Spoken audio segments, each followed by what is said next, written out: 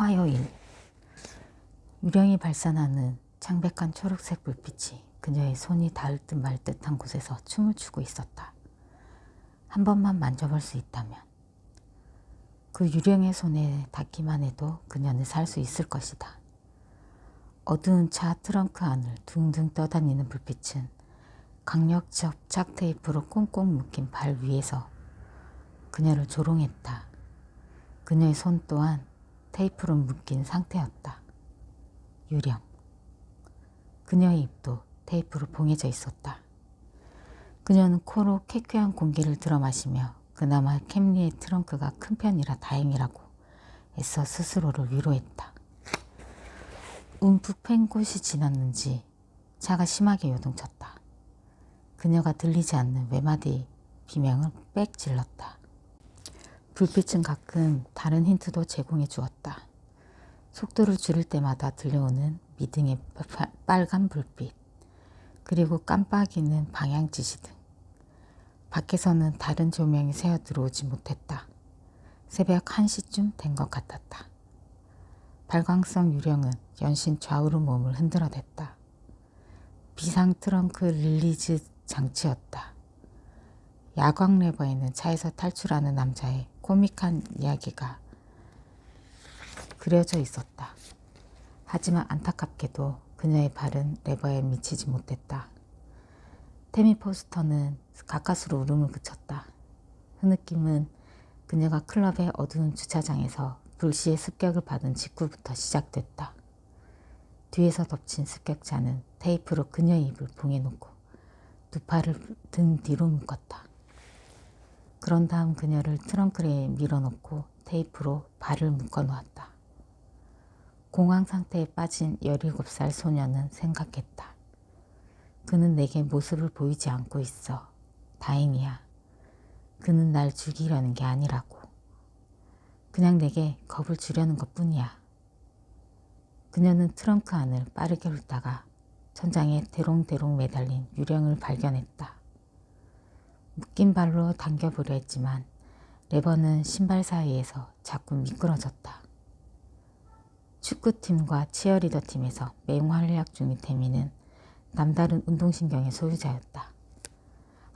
하지만 애매한 자세 탓에 발을 몇 초 이상 들고 있을 수 없었다. 유령은 계속 그녀를 조롱했다. 차는 계속 달려나갔다. 시간이 흐를수록 절망은 점점 커져만 갔다. 테미 포스터는 다시 울음을 터뜨렸다. 안 돼, 안 돼. 코가 막힐 거야. 그럼 질식할 거라고. 그녀는 가까스로 울음을 참아냈다.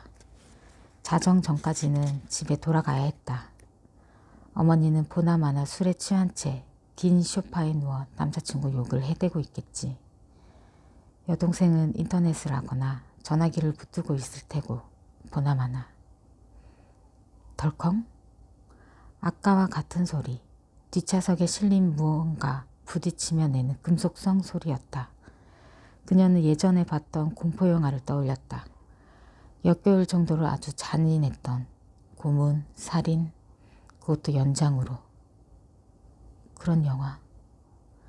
그런 생각은 하지 마. 태미는 다시 유령처럼 떠다니는 초록색의 트렁크 릴리즈 레버에 집중했다. 또 다른 소리가 들려왔다. 바다. 잠시 후 습격자가 차를 세우고 시동을 껐다. 미등도 꺼졌다. 그가 운전석에서 몸을 뒤척이자 차가 살짝 흔들렸다. 뭐라는 거지? 어디선가 꺽꺽거리는 바다 표범 소리가 들렸다. 그들은 해변에 도착해 있었다. 아무도 없는 한밤중에 해변에. 차문 하나가 열렸다 닫혔다. 그리고 이내 두 번째 문이 열렸다. 뒷좌석에서 다시 금속성 소리가 들렸다. 고문, 연장. 두 번째 문이 거칠게 닫혔다. 테미 포스터는 무너져 내리고 말았다. 그녀는 격하게 흐느끼며 쾌쾌한 공기를 힘겹게 들이마셨다. 안 돼요. 제발 제발. 그녀는 소리쳤다. 하지만 처절한 절규는 테이프에 막혀 신음으로만 흘러나올 뿐이었다. 태미는 트렁크가 열리기를 기다리며 자신이 알고 있는 모든 기도문을 차례로 읊어나갔다. 부서지는 파도, 꺽꺽대는 바다 표범. 그녀는 죽은 목숨이었다. 엄마. 하지만 아무 일도 일어나지 않았다. 트렁크는 열리지 않았고 차문도 다시 열리지 않았으며 다가오는 발소리도 없었다. 그렇게 3분이 지나자 흐느낌이 멎었다. 뛰는 가슴도 조금 진정됐다. 5분이 흘렀지만 그는 트렁크를 열지 않았다. 10분. 태미가 피식 웃었다. 역시 습격자는 그녀를 죽이거나 강간할 마음이 없었던 것이다. 이 모든 건 그저 장난일 뿐이었다. 그녀를 겁주기 위해 누군가가 꾸민 장난. 차가 다시 흔들리자 테이프로 덮인 태미 입꼬리가 살짝 올라갔다. 하지만 미소는 이내 사라졌다. 캠리가 또 요동쳤기 때문이다. 처음보다 훨씬 강하게 파도 소리가 더 크게 들려왔다. 그녀는 두려움에 몸소리쳤다. 태미는 차의 앞부분을 때린 것의 정체가 파도였다는 것을 깨달았다. 맙소사 안 돼. 습격자가 차를 해변에 세워두고 가버린 거야. 만조가 시작될 때에 맞춰서. 차의 타이어는 젖은 물에 깊숙이 묻힌 상태였다. 안 돼. 그녀가 가장 두려워하는 것은 바로 익사였다. 게다가 이렇게 좁고 사방이 막힌 공간에 갇혀있는 건 상상조차 할 수 없는 일이었다. 태미는 트렁크 뚜껑을 힘껏 걷어차기 시작했다. 하지만 그 소리를 들어줄 사람은 아무도 없었다. 물은 계속해서 도요타의 차체를 거칠게 후려쳤다. 유령. 어떻게 해서든 트렁크 릴리즈 레버를 잡아당기는 수밖에 없었다. 태미는 두 발을 들어 보았다. 그녀의 머리가 바닥 카펫에 짓눌렸다. 마침내 두 발로 야광 레버를 잡았다. 이제는 내리기만 하면 됐다. 그녀의 복부 근육이 가볍게 경련을 일으켰다.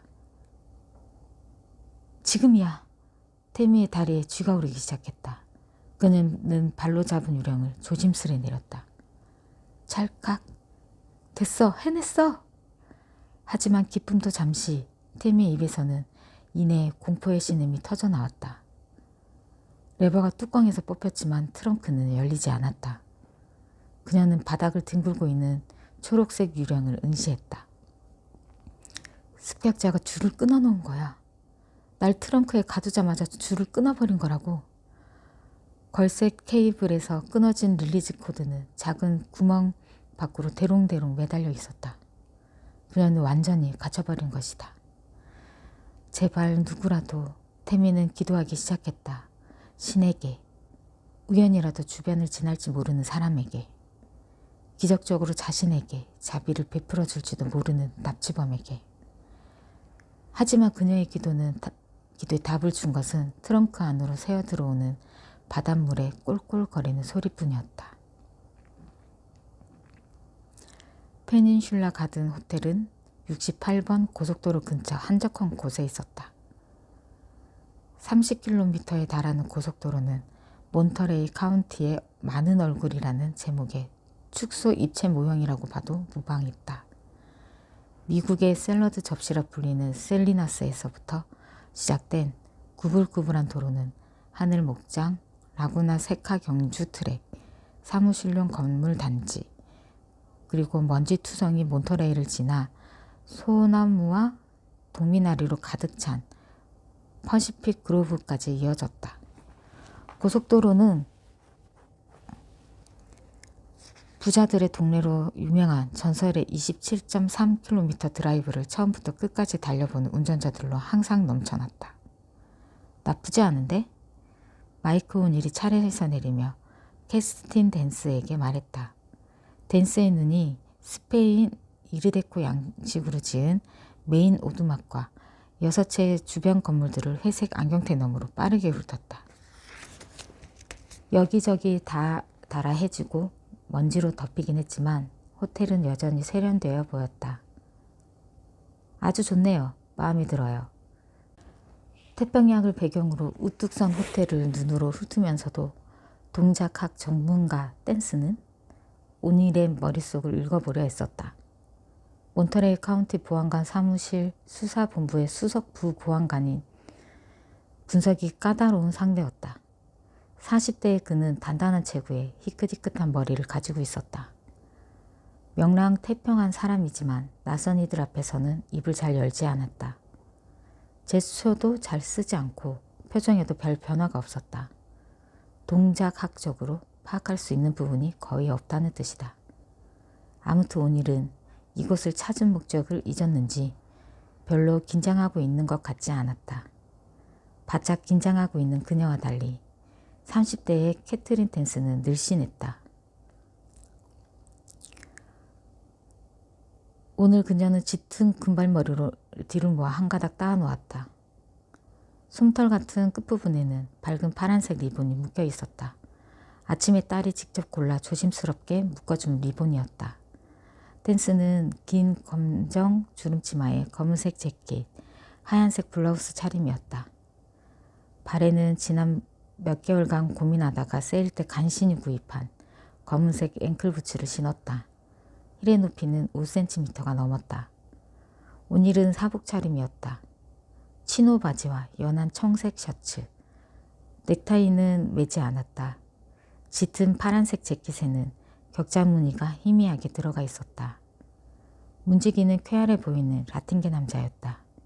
두 사람을 훑는 그의 눈빛은 이렇게 말하고 있었다. 두 분 아주 잘 어울리십니다. 어서 오십시오. 좋은 시간 되시길 바랍니다. 문지기가 문을 열어주었다. 댄스는 오닐을 돌아보며 미소 지었다. 그들은 산뜻하게 꾸민 로비를 가로질러 프런트 데스크로 향했다. 두 사람은 방을 찾아 호텔의 메인 건물 구석구석을 살폈다. 이런 날이 올 줄 몰랐는데. 오닐이 그녀에게 말했다. 댄스가 피식 웃었다. 그녀의 시선이 가끔 문과 창문 쪽으로 돌아갔다. 잠재의식에서부터 탈출의 기회를 노리고 있다는, 한마디로 스트레스를 받고 있다는 동작학적 반응이었다. 저기 봐요. 그녀가 또 다른 수영장을 가리키며 말했다. 메인 건물에만 4개의 수영장이 마련돼 있었다. 성인들을 위한 디즈니랜드 같은데? 여기서 묵는 록 뮤지션들이 꽤 된다고 들었어. 정말요? 그녀가 미간을 찌푸렸다. 왜 그래? 소문 하나로 호들갑 떨고 싶진 않아요. 술에 취해 텔레비전과 가구를 창밖으로 던진다는 얘기는 별로 재미없잖아요. 여긴 카멜이야. 여기서 할 수 있는 가장 거친 일은 기껏해야 재활용품을 쓰레기통에 던져넣는 것 정도라고. 오닐이 말했다. 댄스는 받아칠 말을 떠올리려다가 그만두기로 했다.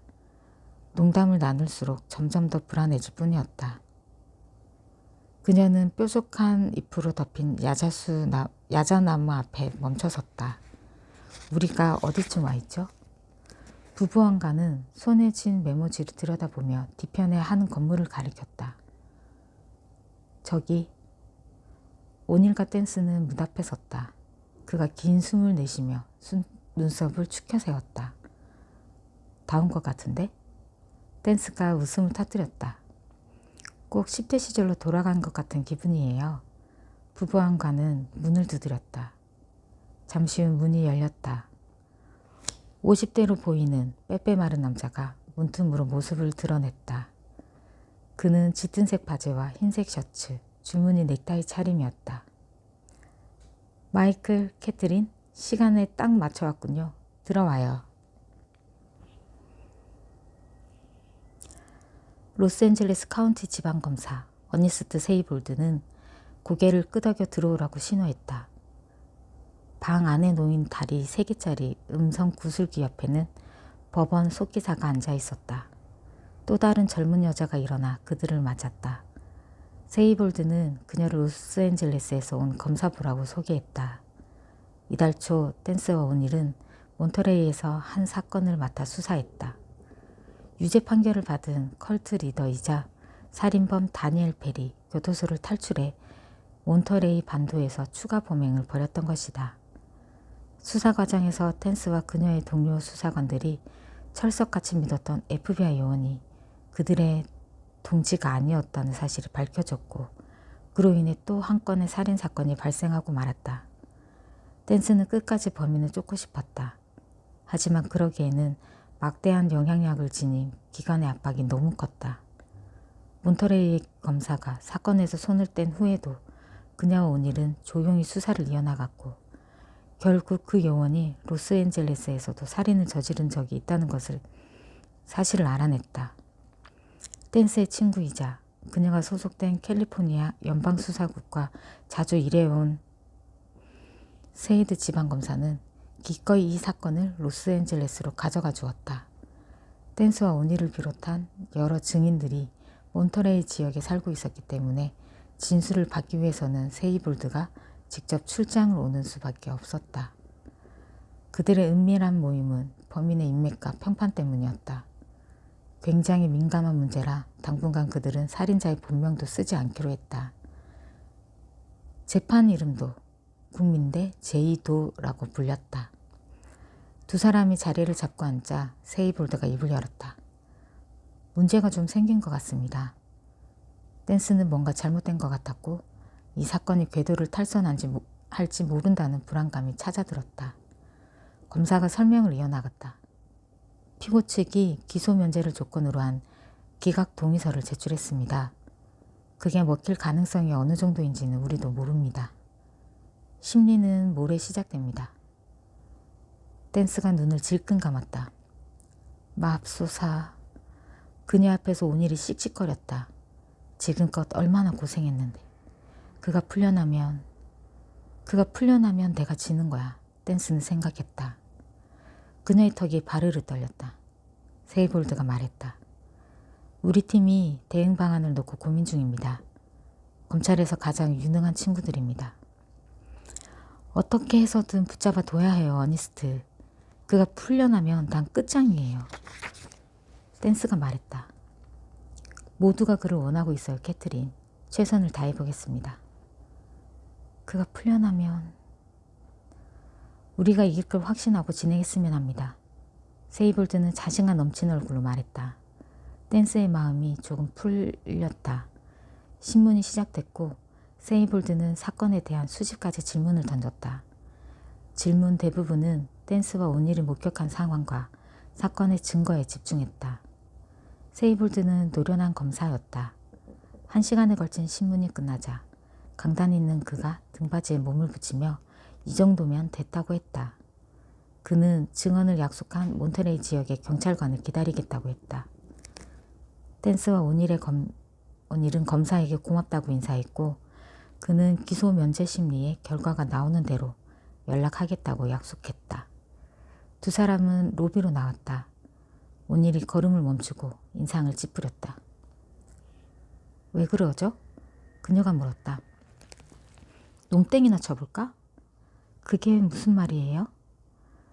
오닐이 턱으로 한쪽 구석에 자리한 정원 레스토랑을 가리켰다. 협곡 밑으로 바다가 내려다 보이는 전망이 매혹적인 곳이었다. 시간이 좀 남잖아. 마지막으로 하얀 제복 차림에 웨이터가 가져온 에그 베네딕트를 먹어본 게 언제였지? 올해가 몇 년도죠? 댄스가 물었다. 오닐이 미소 지었다. 들어가자고. 많이 늦진 않을 거야. 그녀는 손목시계를 힐끔 들여다보았다. 글쎄요. 캐트린 댄스는 학창 시절에도 농땡이를 쳐본 적이 없었다. 이제는 CBI 고참 요원이 됐으니 그럴 일이 더 없어졌고. 그녀는 속으로 물었다. 왜 망설이는 거야? 마이클과 함께 있는 시간을 좋아하잖아. 그와 한가하게 시간을 보낸 기억도 없고. 좋아요. 그녀는 10대로 돌아간 기분이었다. 그들은 언덕이 내려다 보이는 테라스의 가장자리에 놓인 긴 의자에 나란히 앉았다. 햇볕이 기분 좋은 6월의 화창한 아침이었다. 적당히 풀을 먹인 흰색 셔츠 차림의 웨이터가 메뉴를 내려놓고 커피를 따라주었다. 댄스의 눈이 메뉴의 미모사에 고정됐다. 이건 좀 곤란하겠지? 댄스는 생각했다. 그녀가 오닐을 힐끔 돌아보았다. 그도 같은 것에 눈독을 들이고 있었다. 두 사람은 웃음을 터뜨렸다. 대배심이나 재판을 위해 로스앤젤레스로 가게 되면 그땐 샴페인을 터뜨리자고. 그가 말했다. 좋죠. 그때 오닐의 휴대폰이 울렸다. 그는 발신자를 확인했다. 댄스는 오닐의 몸짓 언어가 바뀌고 있다는 사실을 대번에 알아차렸다.